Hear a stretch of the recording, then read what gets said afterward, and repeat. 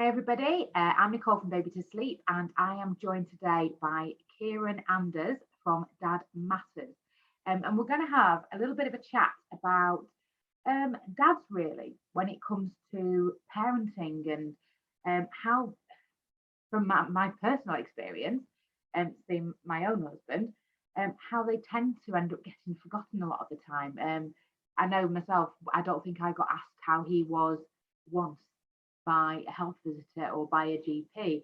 And I think we are starting to reach a situation now where actually we've really got to start changing the way that we look at mental health. And it's not just maternal mental health now, we're looking at paternal mental health and how important it is to actually address both parents when we're looking at supporting a family. So, Kieran, do you want to just talk a little bit about who you are, what you do, why you do what you do?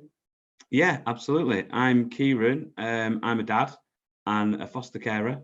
I'm also the operations manager for Dad Matters UK, which is a Home Start project.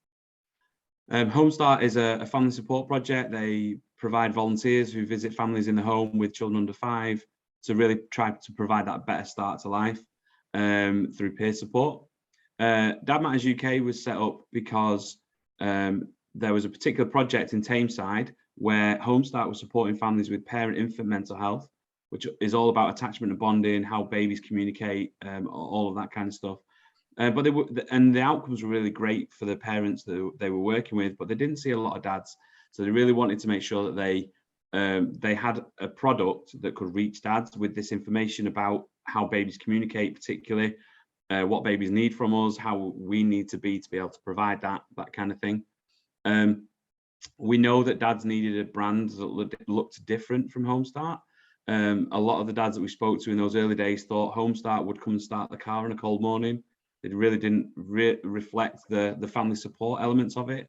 We also know that dads need to see the word dad or father in the title of whatever it is, or on the letter or on the envelope or whatever. There's some research by the Fatherland Institute that shows us that in more context. We also needed dads to see themselves and their situations through social media, through websites, through blogs, and through the people that we were working alongside or with. A lot of men don't acknowledge their issues until they're in crisis, and that's one of the reasons that Crisis Point for Men is the place where they tend to reach out. So we want to share more stories, more experiences of dads, so that other dads can see it and maybe relate to it a little bit more and understand that there are ways of getting support without waiting until you're in crisis. And support might just look like going for a walk with other dads with your babies in the pram, or it might mean having a chat with somebody outside an antenatal clinic. It's not, it doesn't mean therapy, and that's a great way to sort of start what we do. But the thing is, that's exactly what it's like for us mums in that sense. That is our therapy. That is our therapy, getting out there with other mums and putting the world to rights and talking about how we were woken 50,000 times in the night by our baby and the colour of the poos and the nappy explosions and the normal everyday stuff, and knowing that actually you're just not alone in that. Yeah. And I think that's what helps mums, and that's what I think has been missing so much from dads. I think there is a shift at the moment that's happening. So a lot of people who've created services for dads have seen services that work for mums and tried to have a man deliver that. And that doesn't work because men don't attend groups for the same reasons that mums attend groups.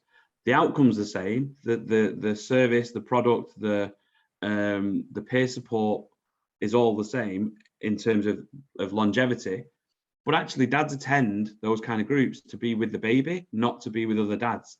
We don't necessarily want to go and speak to dads about being dads. We distract ourselves from the stuff that's bothering us. That's how men kind of deal with a lot of things. And so building peer support and rapport with dads around the fact that they're dads really helps then, if they need support later, to come back into those services and pathways. So we don't deliver play and stay sessions. We don't deliver dads groups. Everything we do is about information and education for dads about being dads. and it's from dads, and it's co-produced by dads. But what we do is we recognize there's once you've got that relationship with a dad who needs some support, play and stay sessions that are all dads, walk and talk sessions that are dads, football sessions that are dads, they're all places for some dads to go to. And so we signpost into all of those places. We run drop-in clinics alongside them, depending on where they are and the kind of the age range. We're really aiming at 0 to 2s. So we tend to meet those dads with babies that aren't quite crawling or walking yet. So yeah, we know there's a bit of a difference. And the other thing that happens quite often, and again is hopefully changing, people who have a really good service or a really good intervention that will support dads and that we know will, say things like, dads need to open up more to access this intervention. We need dads to talk more so that they can get support. But actually, there are lots of dads out there who don't want to talk more and still deserve support. And we need to find a way to engage them earlier so that we can build that relationship and then get them into that support in whatever way suits them. But And I think parents, it should just be normal that support is available. Support is available, and that's the issue, is support is available, but because dads don't access it freely, people say dads need to open up more. They don't open up enough to access this service. But actually what we find is when we see a dad at an antenatal clinic and we ask him if he's got a playlist for his baby yet, or what football team is the baby going to support, and we're really talking about being a dad and what's going to happen and the changes that are going to come along. And then we say, oh, we've got walk and talks happening in the park next week, or we've got an online wellbeing group on Zoom, or we've got a closed Facebook group, you can come on and ask questions, or we've got an education group or session happening with the midwives. Because we've got that information and that rapport at the very early point where they don't need support, they're more likely to access it with us later on. This is what I was trying to say. It shouldn't be the point that you need the support. It should just be a given. Yeah. That these things are available, and there should be no stigma. Yeah, and that's the thing, is that there should be, but there is. And we can't wait for all dads to suddenly not feel stigma around it to offer them support. And so that's the difference. That's the innovation, is where do we reach dads in a way that means that they're not thinking about stigma or mental health, or where do we reach them with the information that will keep them well, or that will help them to be well if they're not. And that's that very early intervention, engagement in antenatal before they need it, helps then to set the pathway for them going forward. What can we do? Because, just in general chit chat here, what can we actually do? As I'm a mum, you're a dad, different sexes, different journeys, both had our own struggles. We're both in a situation where we're looking at people and going, people need help, but there is this stigma there that shouldn't be there. What can we do to actually try and break this stigma, to say it's okay? Do you know what I mean? It's okay to actually talk to other people of the same sex or of opposite sexes or of anything, just to have a chat about anything. I think there's got to be open dialogue at every point. There's got to be touch points for dads within services. There's got to be data collection around dads and families. But I think the other thing that we talk to all of our professionals about is it's actually okay for dads to not want to talk to you.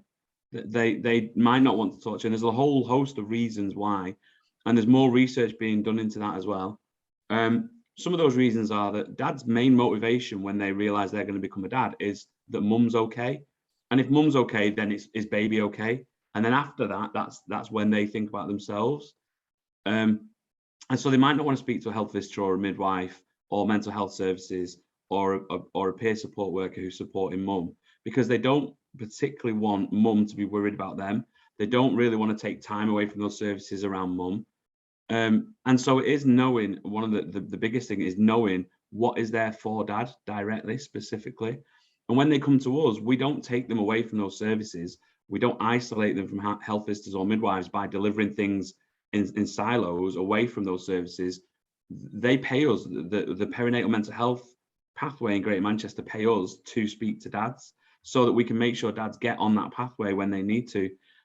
We make sure they get the right referrals. We make sure the professionals know how to engage with dads.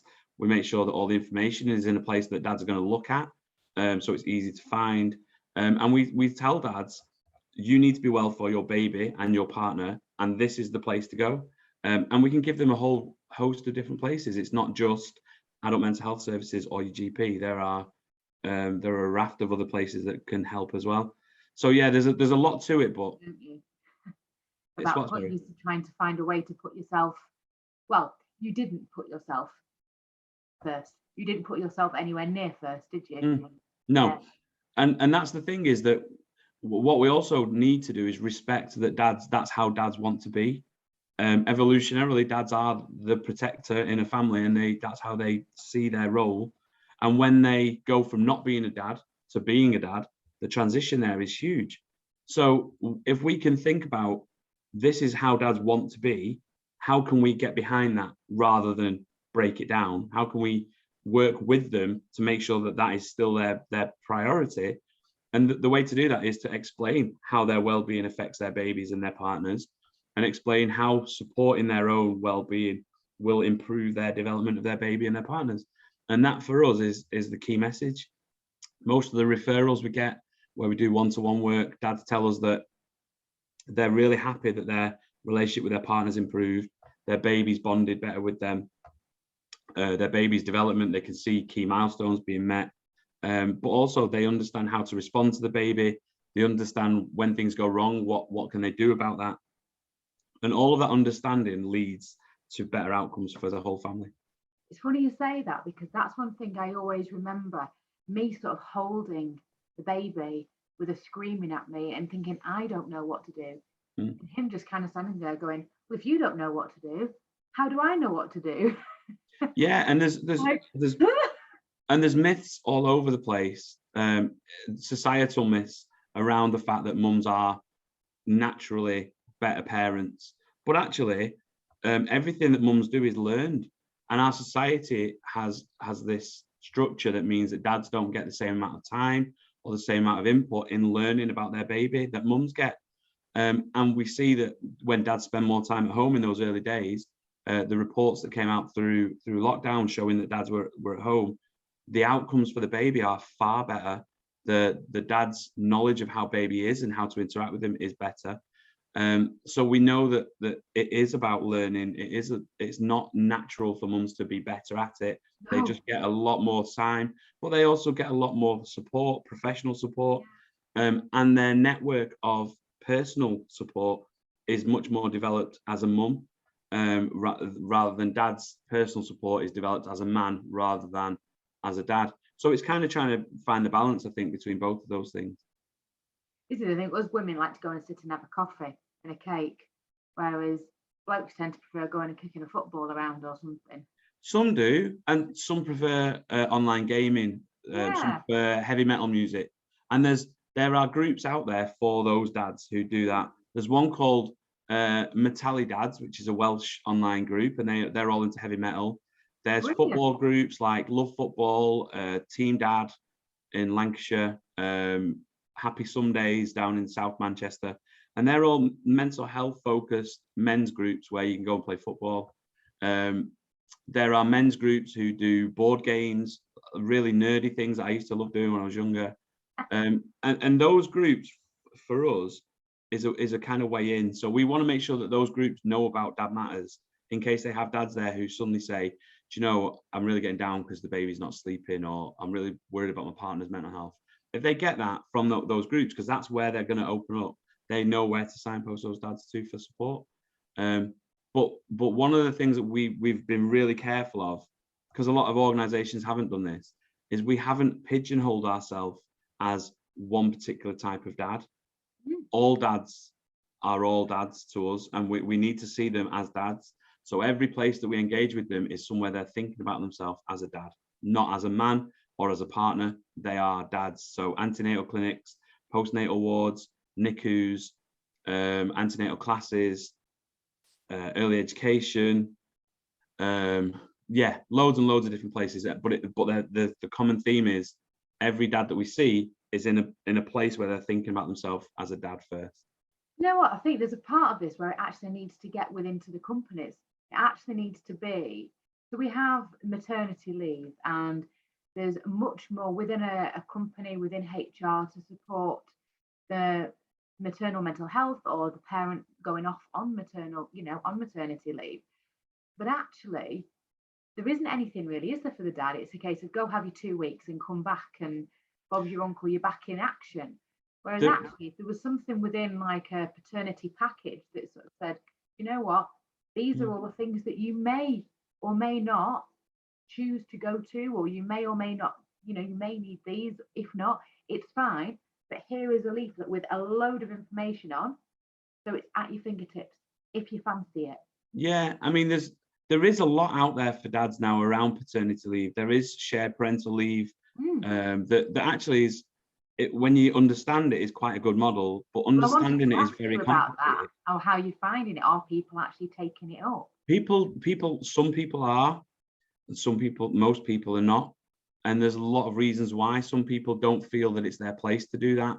Some people feel they can't approach their employer to ask about it. Some people don't understand the policies and the procedures around it. Some people find that financially, it's much better for them to be in work than their partner. So there's lots of reasons why. And there are countries out there that have 6 months shared parental leave, and both parents get it off at the same time at full pay. And that the outcomes in those countries for those infants is far better. It is. And so there's a lot to do. Yeah, there's a lot to do around it. We're having a conference in June, and one of our workshops at the conference is to look at an education package for schools and a corporate package for industry, to see how we can support new dads' mental health in that period, to support their attachment with their baby, and hopefully make sure that they understand what is available, what they can access, what they can request, and if they don't want to or don't request it, what are their options? What can they do to mitigate that that time that they have to be in work, and that kind of thing, I think is definitely in the future. We need to look at the intranets as well, then, don't we? Staff intranets. Yeah, absolutely. And it's all about networking. So this week and last week, the coordinators in Greater Manchester have been attending the Greater Manchester Police Wellbeing Roadshow. So the police have a wellbeing team who support all of their staff across GM. And this week and last week, they've attended different police stations with a bit of a pop-up shop, and had lots of different services there, like Andy's Man Club, and us, and some other kind of wellbeing services, to meet the police officers that need some support, and really kind of help to embed us in that pathway. And I think the next step is that we provide a package that says, if you have a dad or a guy who comes to you and says he's going to become a dad, this is the package to give him, this is the route to take to support him, and these are the signs to look for if you feel he needs extra, and where to go with what? This is exactly the thing. So Emma's diary, as a mum, an expectant mum, it is a standard thing that you get given a pack that's got all this stuff in it. So again, why we're not putting things like this in the Emma's diary stuff, so it goes to the parent, not to the mum? Yeah, it should go to the parent. Unfortunately, dads don't engage with it. So while dads should be reading it, they don't, which is why we're trying to make sure the pack itself goes to the mum, in the sense of we put in there, Emma's diary's put in there nappies, they put in some wipes, they put in links to, like swimming classes, all mum things and stuff like that. But actually, there isn't anything for dads within that pack. So so an avenue that needs to be explored, that the big national companies that are giving away at those antenatal classes and appointments and things like that, maybe that's where it needs to start as well. Yeah, so each hospital is slightly different in terms of the pack that they give out at the end of or at discharge. I think all of our hospitals in Greater Manchester have at least one of our flyers in there. We also hand out flyers for our New Dads workshop within antenatal clinics, and we speak to all student midwives at all the universities in Greater Manchester and Lancashire.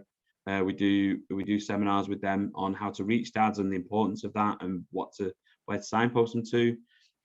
We do outreaches in rainbow clinics where parents have experienced loss and have gone to have gone on to have another baby.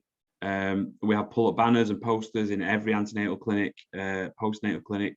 I heard rumor that there was a poster in one of the delivery suites as well, in one of the hospitals. So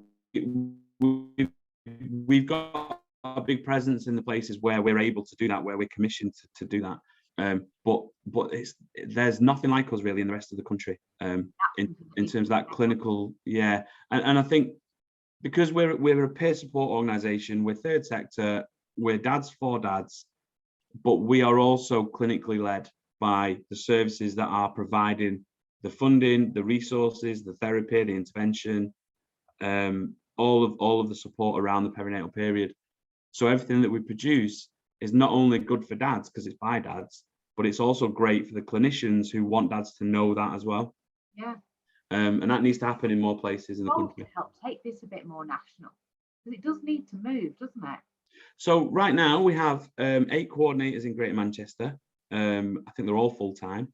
3 of them cover the perinatal mental health clusters. We have 1 who does direct work in 3 or 4 of the towns and also works with the maternal mental health pilot partners. We have 1 who covers the whole of Salford, and we have a cultural liaison coordinator. So we've got a really robust package in Greater Manchester. But our model now is being replicated by other home start schemes in other parts of the country. So we also have coordinators in Gloucestershire, Carmarthenshire, Blackpool, Fowl and Wire, Warrington, Glasgow, Leeds, Somerset, Surrey, Suffolk soon, and Warwickshire soon. Brilliant. Yeah, I think I've covered them all. So we are spreading what we do to more places. The challenge is in Greater Manchester, we're commissioned by the NHS within the pathway because it's an embedded pathway, and a lot of areas don't have that yet. So we can get the funding through grant funds, through pilot funds, things like that. What we really want to do is show that the outcomes we have are really crucial for those perinatal services.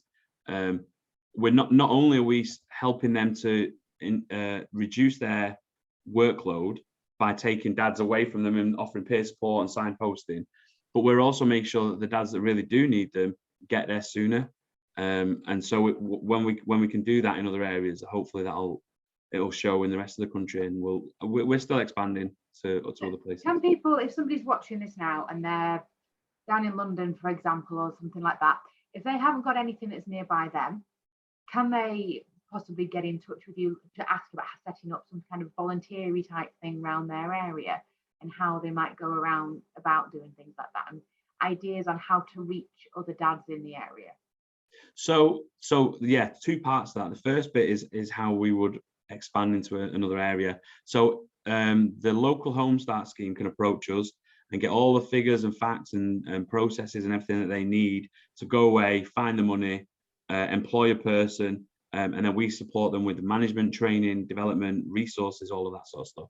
So that's the best way for us to be in another area. Could create their own job if they wanted to. Kind of, yeah, but it would be through a home start scheme who would be the employer.